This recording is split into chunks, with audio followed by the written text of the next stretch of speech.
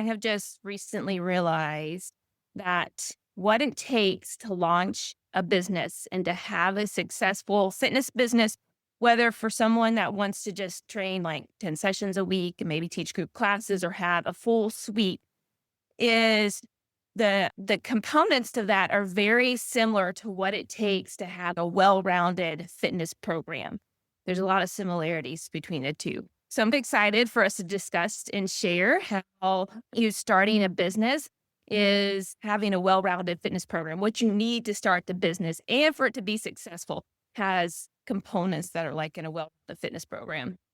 Most definitely. So I think we'll give the audience some context to Okay. this. It would be great for them to connect personally to your story and how this has been very relevant for you. Yeah, I have been a personal trainer. I've been in the fitness industry for, oh my gosh, 15 years or so like that. As first teaching group exercise classes, I'm a nurse turned fitness professional. And I think a lot of people in our industry are they're career changers because we find that we love the passion about this. And so shorten all that in is to share that, yes, I got into fitness probably 15 years ago, just teaching group exercise classes. Then the next obvious step was to kind of get into personal training and did the typical starting in a gym, working in a gym setting, moved to another one where I actually did management for quite a while and realized that it was too much for me and for my family. And as a lot of people feel about working in a gym, one, the demands on you can be a lot. And two, you don't make a lot of money as you feel. You don't make as much as you're worth. And so I decided with encouragement for some other people, like, what if you left and went on your own? So I've been working for myself for over 8 years now, and I love all of it. And I have noticed over the years, colleagues coming to me asking me, what do you do to go on your own? And I realized, you know what? There's not a resource out there to help us like start a business because there's a lot of components and a lot of pieces to it and not understanding on it.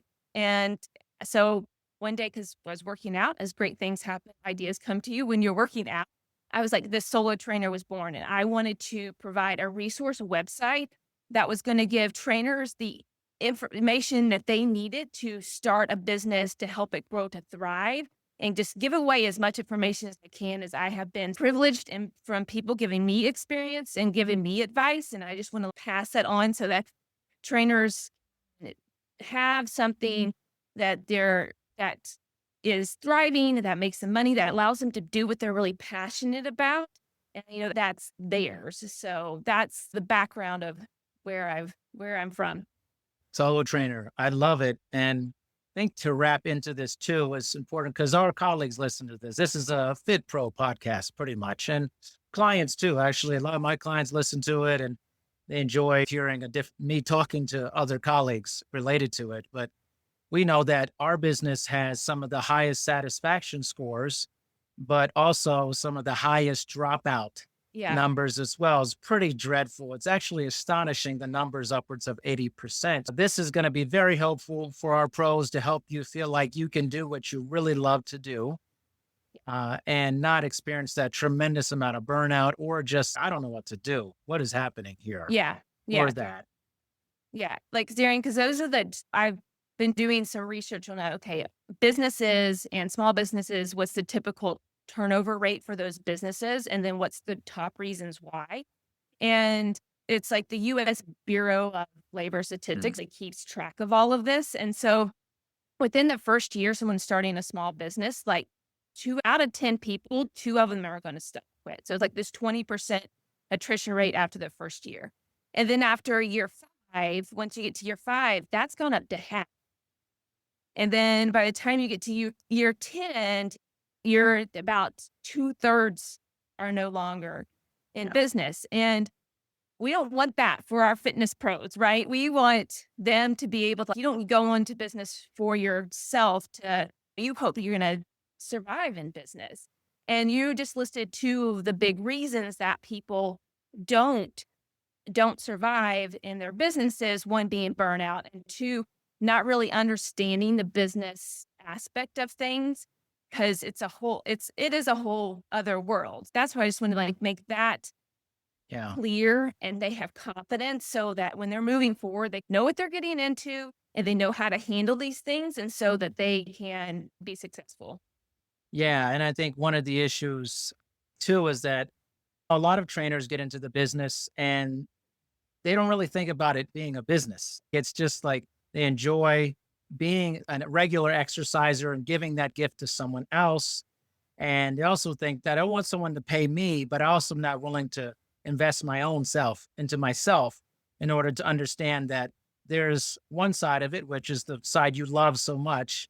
And then the other side, which is the actual, with any business, you have to know all the elements of what it takes to run a successful business, regardless if it's business or anything else there.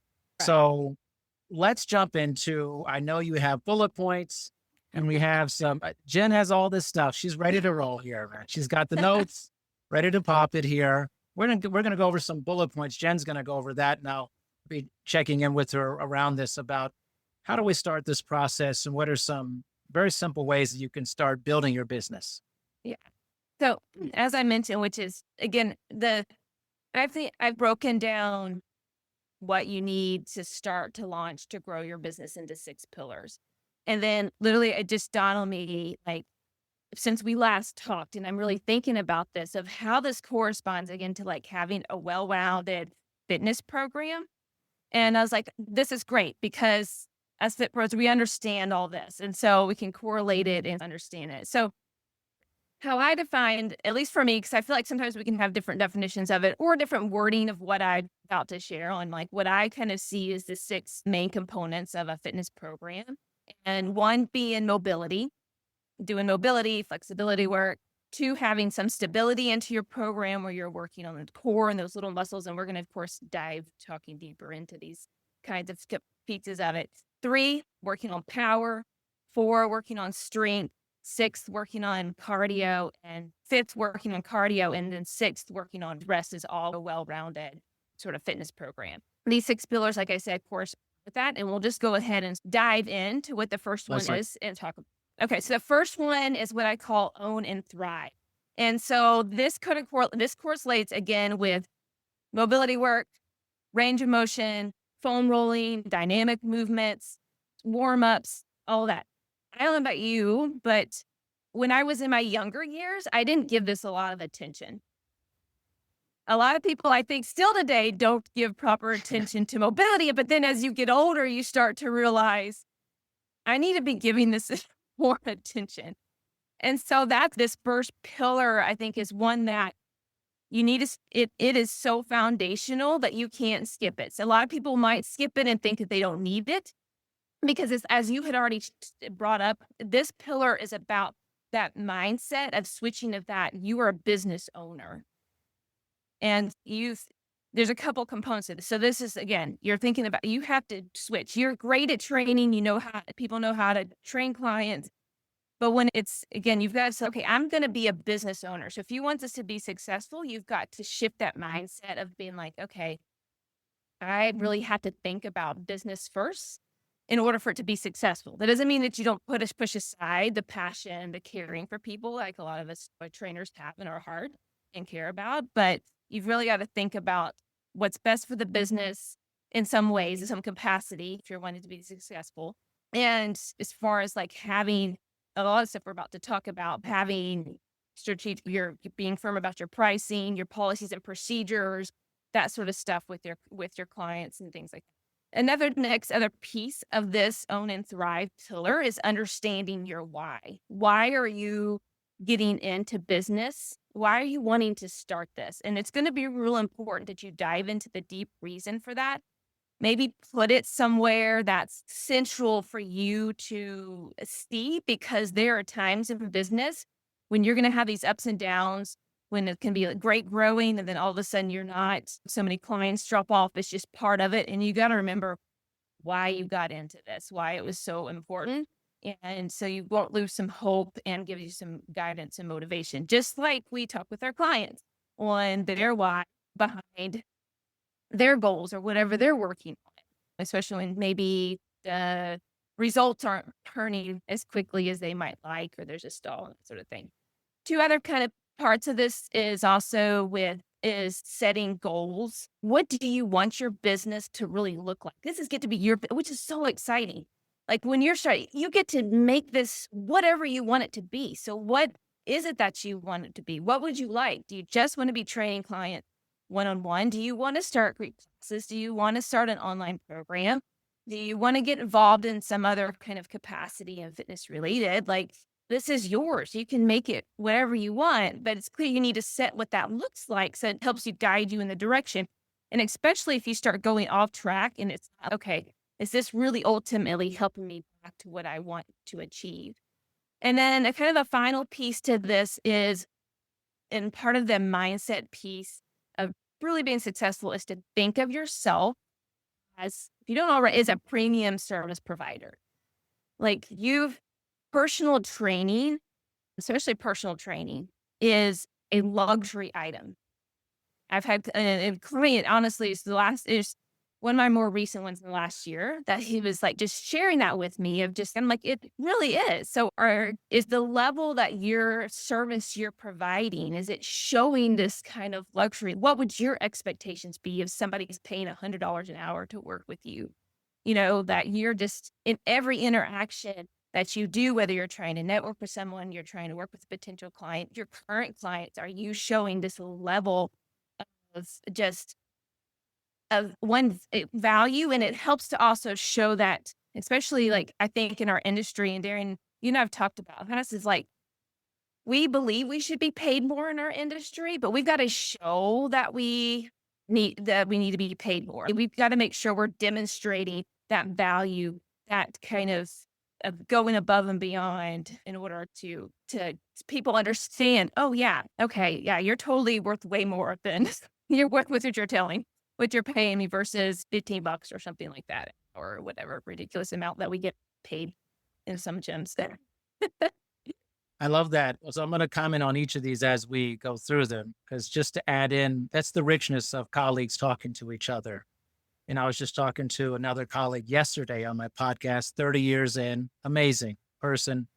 And I think part of the why thing is really evaluating. This may sound like a downer, but I also think this is important to recognize. You need to evaluate if you actually should be going into business for yourself. You need to, Yeah, because not everyone should be going into business for themselves. And there's no shame in that. If you right. end up being a commercial club trainer, a boutique trainer, or you working for someone most of your career, there's nothing wrong with that. There's nothing wrong with that. Don't let anybody tell you that, but you should be honest. Honestly check in with yourself if you actually want to do what is required to have your own business. So part of that wise evaluation of should I be Yes. doing this too? Yeah, totally 100% agree with you. And that was one of the thing also with being able sharing all of this knowledge because it's a lot. And is this something that you're like, whoa, want to take on? Because when I would talk to people and say, yeah, you need this is what it takes. They're like, oh wow, I didn't realize it. And like you said, you really got to realize, is that a good fit for you? It may not be. You might thrive better staying in a gym setting. That might be your cup of tea versus going out on your own. And I think that's extremely important evaluation to make for you. Yeah, because we in our society, which is great, we're pushing a lot of entrepreneurship and small Yeah. business ownership. Wonderful. That is great. But I think sometimes we have people who they get into it and they go, this is what I'm supposed to do. I'm being told to do this. Like, you have agency. You have to figure this out on your Yeah. own and realize maybe this is not for me. And there's nothing wrong with trying and then deciding that's not your thing as well. It's good to have a conversation that really looks inward, because some people are going to absolutely thrive in doing this. And some people realize, whoa, I don't want to deal with all the aspects here of setting up my LLC or my S Corp and all these things and doing my liability insurance. I just don't like the admin part of it. I love that type of stuff. So it never bothered me. I think we're very similar, Jen. Yeah, we're Honestly, similar like that. yeah, we're very And similar in this stuff. and you're bringing up LLC, and that is totally leads into the next pillar. Perfect, Darian. Good job. I just set Uh, you up. This is what I'm you doing just here. set me up. He doesn't have the notes or anything. He has no idea. All right. So pillar 2 is what I talk about: establish and protect. And so the similarity of this and well-rounded fitness program is having things that work on stability, and stability. Thinking of those from core moves where you're working on anti-rotation planks, that kind of core stability, right? We also need stability that's in our hips and our shoulders. And they're usually the little tiny muscles. And they're usually also sometimes movements like clams, for example, that aren't real sexy. And a lot of people don't enjoy. They're like, really? But there can be crucial when my clients' glutes aren't firing. And that's what we need to be working on. So this is important, those stabilizer muscles to really help you ground you, having this really good foundation, as well as some other movements as balance work and things like that. But so establish and protect, as the name implies, is about setting your business up legally and professionally. If you're going to be serious about a business, this is what you have to do. It's not the fun stuff, but it's so required and necessary. And the main thing is it's a protection piece. It's a piece that's going to protect you and your assets in the case of anything happening. God forbid it doesn't, but you need to be prepared. But as Darian already listed, one of the very first things you have to decide, and I'll do the disclaimer, I'm not an attorney nor an accountant. So, you should seek advice for gets more specific, be sure that you're making the right choice, but it is determining what your legal structure is. Are you going to be, you can be a sole proprietor. You can do that and not have an LLC or an S Corp and go that route, but it's usually not as recommended, but just for protection of assets and things like that. And we won't dive into the difference of an LLC and an S Corp and that kind of thing, but you definitely have to set that up. I think the states vary on how you can do that. You can just do it yourself. Some people think you have to see an attorney to get that done, but you want to check with your state as far as that goes. Then the next is like the other kind of things of getting a tax ID number. If you're not familiar with that, you can get that free through the IRS. It's like your social security number for your business. You want to open up a business bank account. It's very important that you keep your business expenses separated from your personal expenses. And then you need to see if there's any local licenses and permits that you need to get in order to run your business. I've got one for myself for the county that I live in, so I have to have that. And then it's the legal documents that you need. You want to have a good policies and procedures and liability waivers that your clients sign. If you do health, wellness, nutrition coaching, you're also going to want a coaching agreement for that. There's consent forms for using testimonials. The website, if you have a website, there's legal forms you're going to need for that. And in addition, and it's a big expense. Like starting a business is a big expense. You want to have a really good assessment form that you have, of course, have your clients fill out and PAR-Q, that kind of thing. And then purchase liability insurance or purchase insurance, depending on your situation. You might need umbrella policy insurance, depending where you decide to train out of. So that's like the round of pillar 2 of everything that you need in order to set up. Before you're even seeing your first client, you need to have this all set up. It took me about 3 months still working a full-time job to finally get all that set up where I was like, okay, now I can see my first client. But yeah, you just want you to be protected for your business. Yeah, I know there's some people, maybe some new trainers are like, whoa, this is head spinning. I promise you, as someone, I have businesses in a lot of different states. I've had to literally set up these corporations all over the country, and it gets easier the more you do it. Yeah. And yes, it does cost money. There's obviously a fee to start your business. That fee is different in different states, depending on where you're at. Some of it can be really Yeah. expensive. Some of it can be fairly cheap. So check with your state. Then you're going to a lot of times have an annual report that you're filing as well. If you have a registered agent as well for that. There's a lot that goes into this as well with that. I didn't know any of this either when I started a long time ago. But after doing it a while, you get used to the rhythm of it. But Yeah. it's critically important, as Jen said, especially for your legal protection, because while you may not think about it, litigation against trainers happens all the time. It's just not something you're seeing happening all the time in your sphere. But one of the best things I did was educate myself in my my master's degree. I had a legalities of fitness course that I took, and it was with a lawyer actually who taught the course, and with just case study after case study, precedents, it was very eye-opening to me of how easy negligence can happen. So this part, I think, is always ignored by trainers, but it should be one of the number one things that you're doing Yeah. to protect yourself. You must protect yourself at all costs in doing this because it just takes one person and or one entity. And if you're not set up properly, you're done. Yeah. Yeah. And it's like, hey, it's not a fun admin task. When I'm starting with a new client in my email set up for a comp session or whatever, I'm like, here's my waiver, my policies. You're welcome to review it. If we start, I'm going to have you sign them. So it's there. And then I've got copies for them to sign or however you might want to set up if you got it. And most people are understanding of it. And I think the other part of this shows too, and a lot of these components is that you're a business, like you're seriously taking what you do as a business, and clients are going to take you more serious. 'Cause I've heard times often where trainers are like, someone such and such client's taking advantage of me. They're not paying me like they on time, or they're always Yeah. canceling. And if you're not demonstrating that, and I don't know the specific circumstance upon why that always, if you're not demonstrating that you're a the business, this is your business, like you're Yeah. serious about this, then they are going to return whatever you show.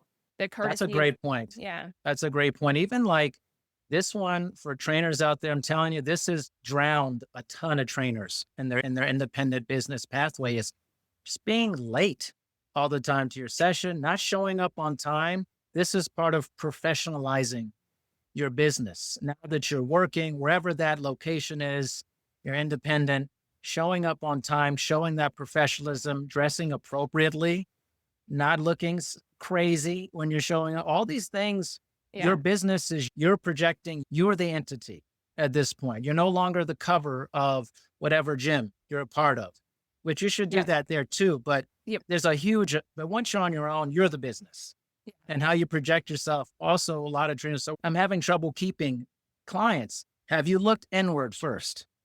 Have you looked at how you're projecting yourself, the professional nature of yourself or not? That's often very much skipped in the professionalizing part of it. yeah, yeah. Spot on points. And I think it goes back to what we're talking about of like showing that value, like The value. the worth, you're worth more than just like minimum wage or above that. All right. So moving on to the third pillar, which is price and earn. And to correlate this with like in a well-rounded fitness program, we talked about power. And power are the really fun moves, at least in my opinion, where you're doing things like I'm a kettlebell girl.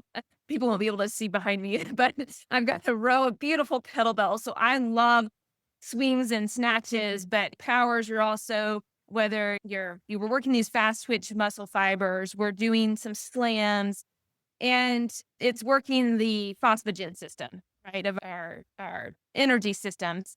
And so yeah, this is lots of fun. This is the fun stuff. So we're talking about money here, right? And even if it's done, it goes a long way. If you overdo and all you do is power, like that's detrimental, right? And you're not doing it right. But you got to do it the right way. And that's where, again, a lot of people will struggle in their business is because they don't understand about business finances, nor also about how to set up with their pricing and all. So that's the key. The keys to this sort of section is one, understanding business. And the biggest thing that I talk with people about with business finances is that you don't get to take home 100%. Mhm. I mean, people think, okay, I work at X gym and they charge the client the $100 an hour, and I maybe take 30 of that. Okay, let's just say.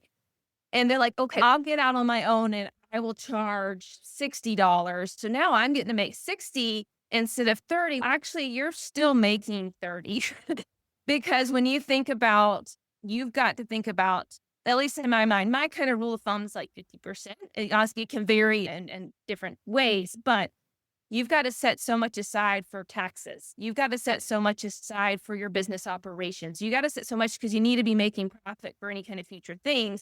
And so you really got to remember all of those costs involved or those kind of aspects of having a business that's involved in it. That's a big piece that I think gets really misunderstood. And it's sometimes understand that you can understand why the gym doesn't pay you as much a little bit Mhm. too, because they got to make money off you also. So Of they have course. all these same things and then they have to make money off of you. The other part's about determining your services. You got to determine what your price is. My biggest advice on a price, and we can dive really into that, but is about finding what your minimum hourly rate is, and then going up from there. And again, we could dive in talking about pricing for a while, but I just don't encourage you. There's no reason I think for trainers that are leaving the gym to charge any less than what the gym they just left was charging. In some cases, I feel like you should charge more, especially if you're traveling to people. You got to factor in all those kind of costs. That's the convenience for you to be showing up at their door or some other kind of location. And that's if you don't price yourself and you lowball yourself, I just want to get people in the door.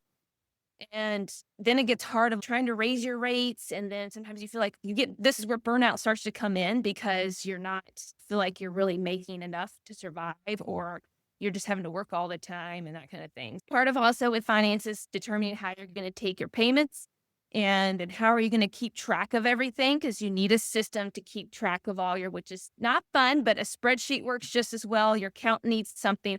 Highly recommended accountant, having a business account. They just know the ins and outs of stuff so much that it's amazing. At least I feel like my accountant can help me out with. And then the last piece of this financing, this price and earn piece is the earn part of you. Since you're business now, usually you figure out, okay, when do you pay yourself and how much do you pay yourself? Having yourself a regularly paying schedule of I pay myself every 2 weeks. I sit down on a Friday every 2 weeks. I pay myself based on the sessions that I've completed, because that gives me a more consistent income than people pay when they pay me a package. And so I sit down, I calculate, okay, I did X amount of sessions. They were this much and this is how much. And I transfer it from my business account to my personal account.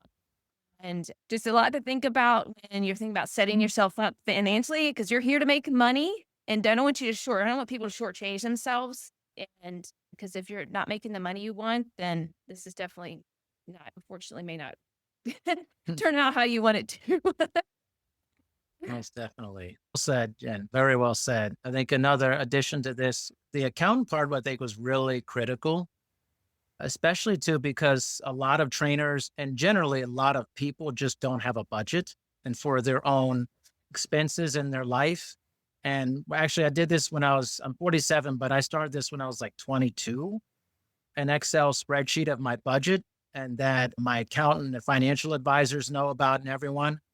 It's one thing to make money, but it's almost pointless if you're just overspending all the time and you don't know Yeah. what you're spending your money on, and have some idea of projecting your income on a basis. This was highlighted, and you know this, Jen, because when being a manager in a fitness club and myself, I was a GM for 10 years, you're looking at those financials all the time.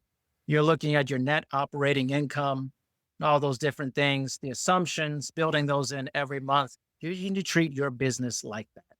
And one of the first things is, are you overspending on things you don't need to be spending on? And just your personal life and things to really help get things in better alignment. Because I always see people want to make money, but then they're making money, but they're overspending all the time too. Yeah. So it's just a wash. So having a budget is critically important. We could really get into the pricing. We're not going to do that. Maybe that's another episode. Right, Something else. Yeah. Yeah, And because trainers love talking about that. yeah, they do. And one last piece to this, I want people to understand that it takes a while to build your business. Like it Yes. takes longer than you think.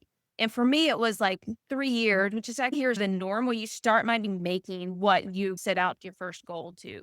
And so you've got to think about that when you're like, if you're thinking about going on your own, you might need to be saving up. You need to be prepared for this slump and thinking about, as you're talking about your budget and cutting back, what can I cut? Because I want this to be successful. What sacrifices do I need to make for the long-term success that you want to achieve? So, Yeah, all most right. definitely. Okay. Moving on to pillar 4, we're talking about is attract and convert. So this is in a well-rounded fitness program strength, which we as trainers are so versed as far as strength movements. We could list, I don't know, 100 different horizontal pulls if we started going through them, right? And this is in our energy systems. This has to do with the glycolic system. Yeah, the glycolytic system. Yeah, glycolytic. Thank you. Yeah. And my English is, I feel like sometimes. Anyway, that's All all. good. Yeah. So this is where your strength training kind of works on this system. Now, we're building these muscles, and that's usually building these muscles so that we can attract clients, like to attract people in general. That's one of our reasons to want to do that.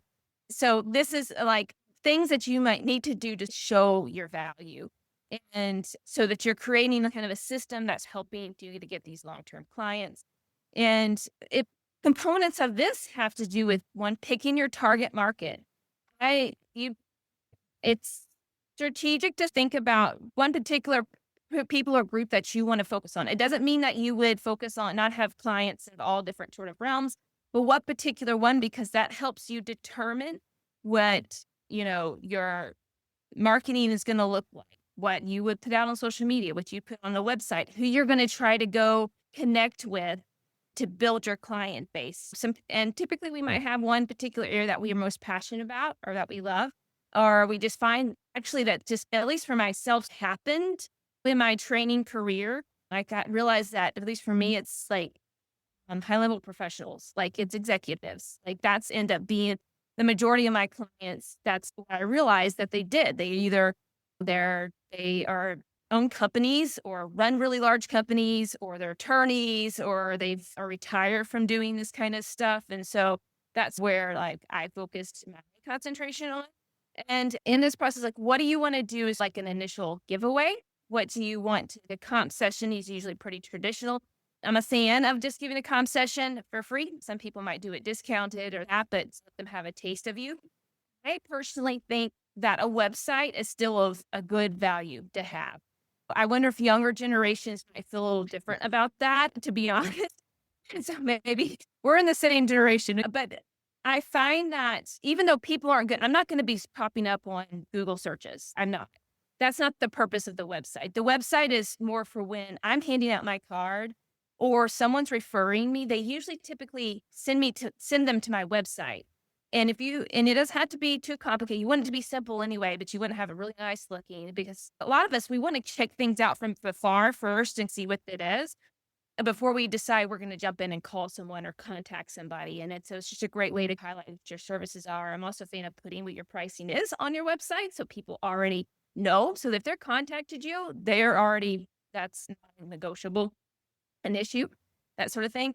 Part of this is social media. Do you get active on it? Do you not get active on it? I've got mixed feelings about you, and Darian have the same feelings about that. Like I have social media accounts, but I'm rarely on it because there's really not, that's a whole other discussion.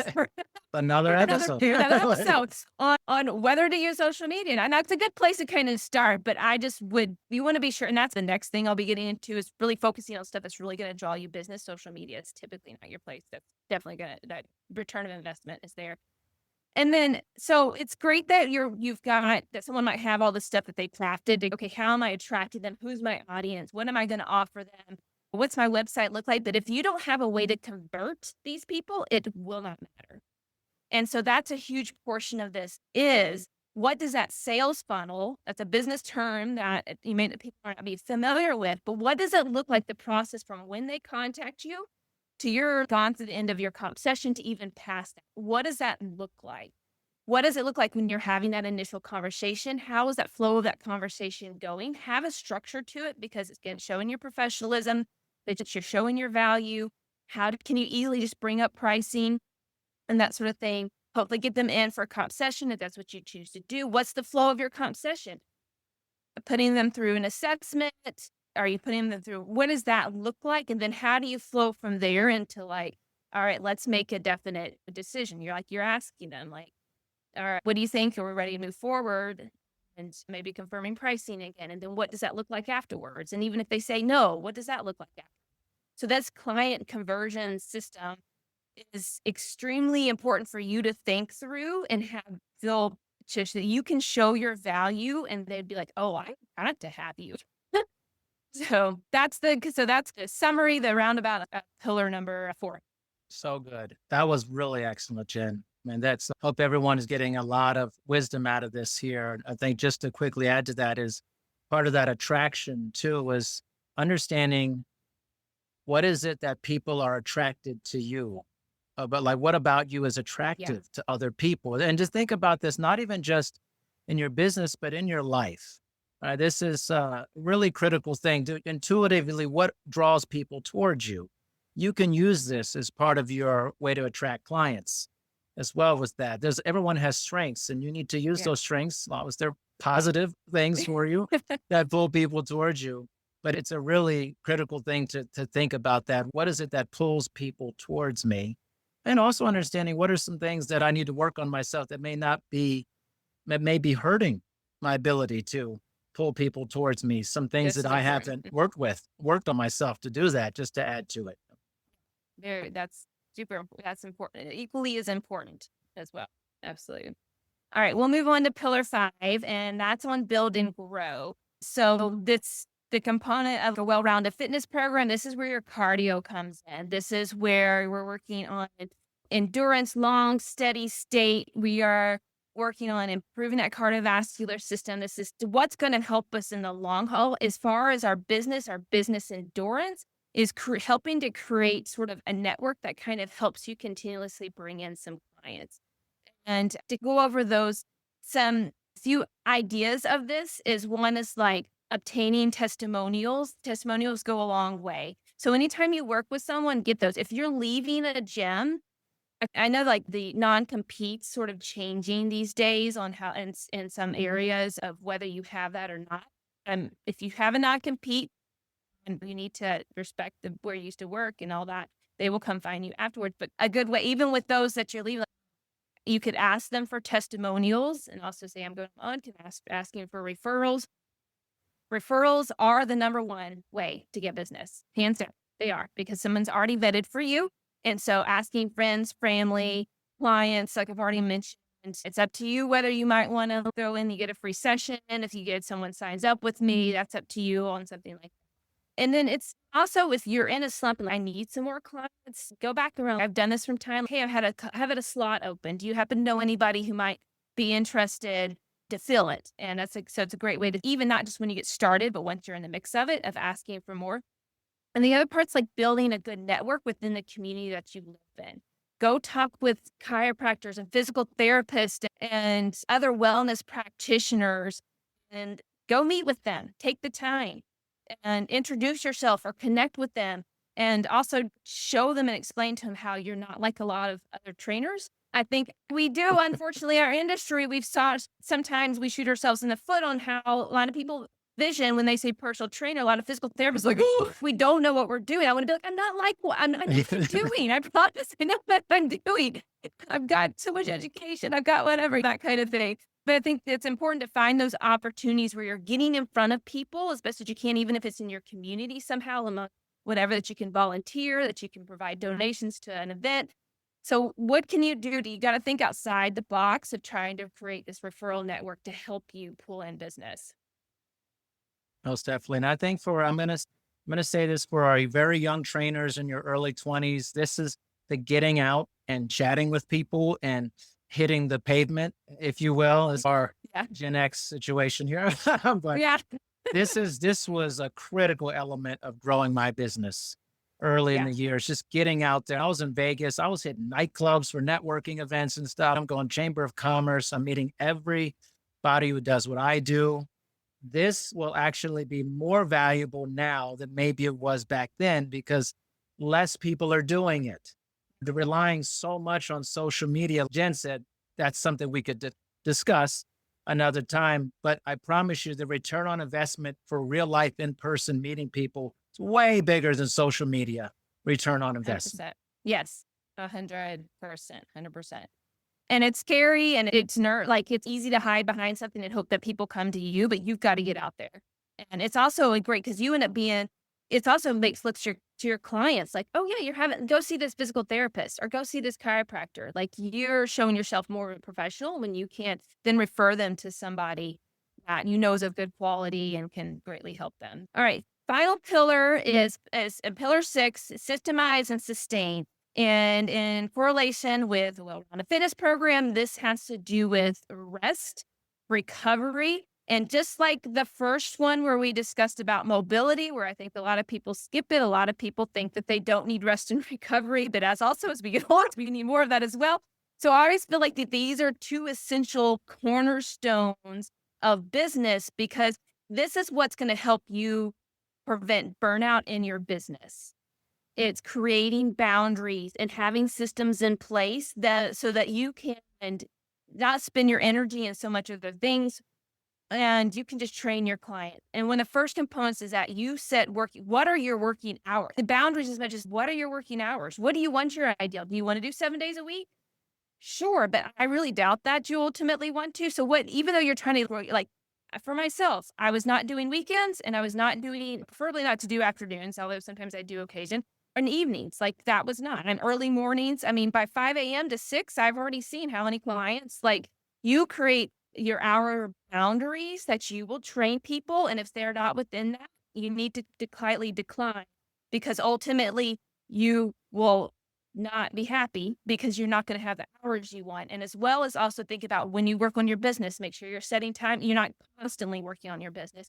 You are setting time to do your workout, spend time with family, relax, all that kind of stuff.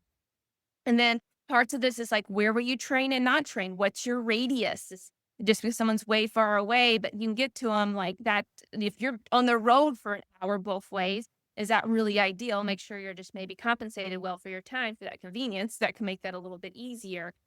And then some other kind of components is picking a system for your programming. And I can be so surprised. I don't know about you, about how many trainers I talk with that don't like program.